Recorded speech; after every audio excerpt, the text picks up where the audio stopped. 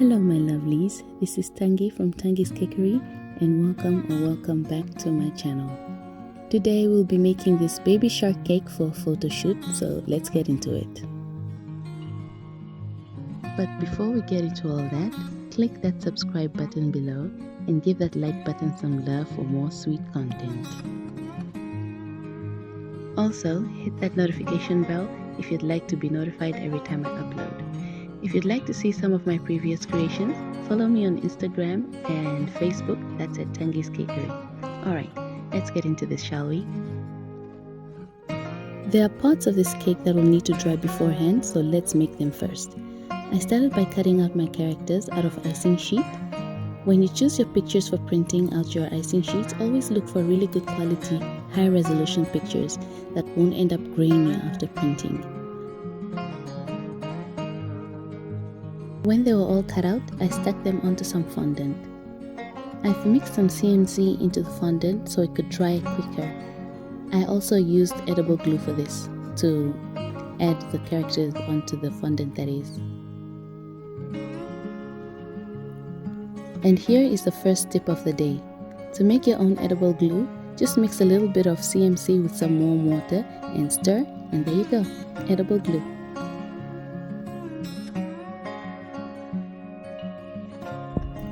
I cut out my characters, inserted toothpicks into the fondant, again with some edible glue to make them stick, and then let them dry while I work on my cake.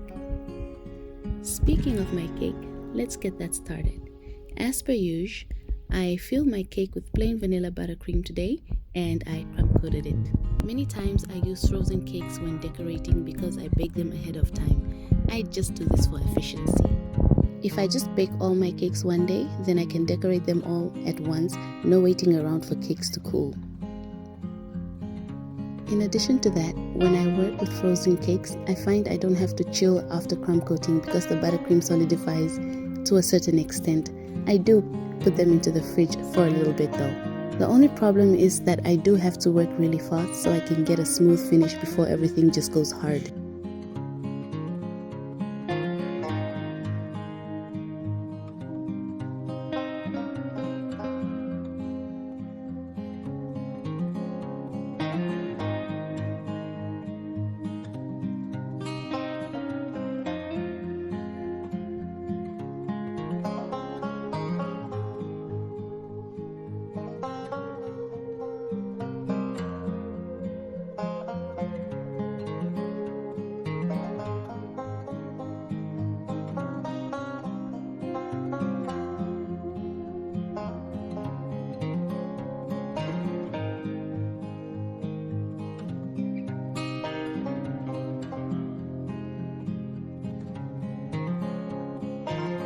Because the theme is under the sea, I'm gonna ombre the cake, dark on the bottom to give a little more life to the cake.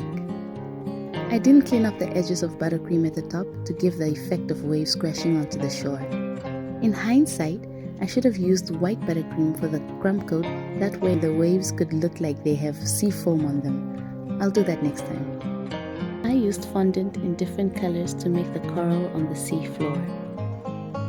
Keep in mind that coral reefs are usually made of beautiful bright color combinations, so go wild with the colors of the rainbow.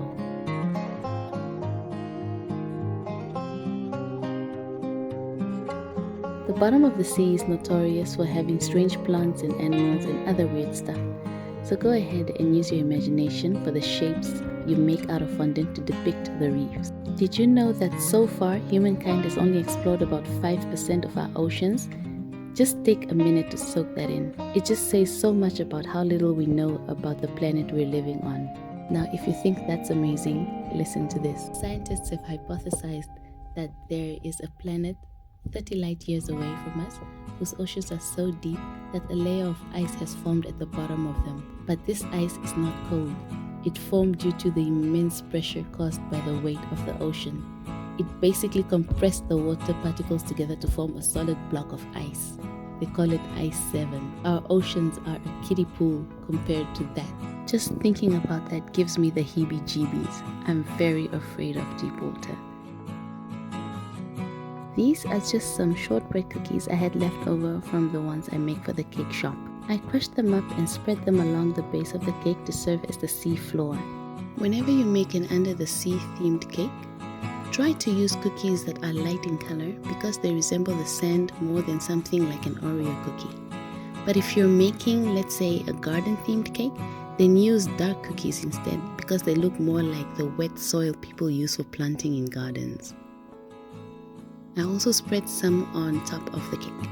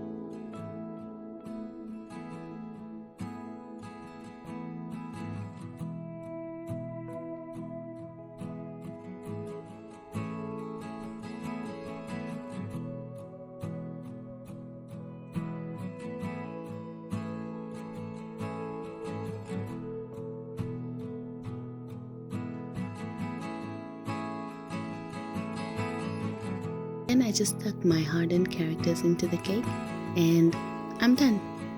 Excluding baking and cooling time, this cake took me about an hour and 30 minutes to make, start to finish, coloring the fondant and buttercream and everything. But let me know what you think of this cake in the comments below and don't forget to like and subscribe. Thanks for watching. Bye!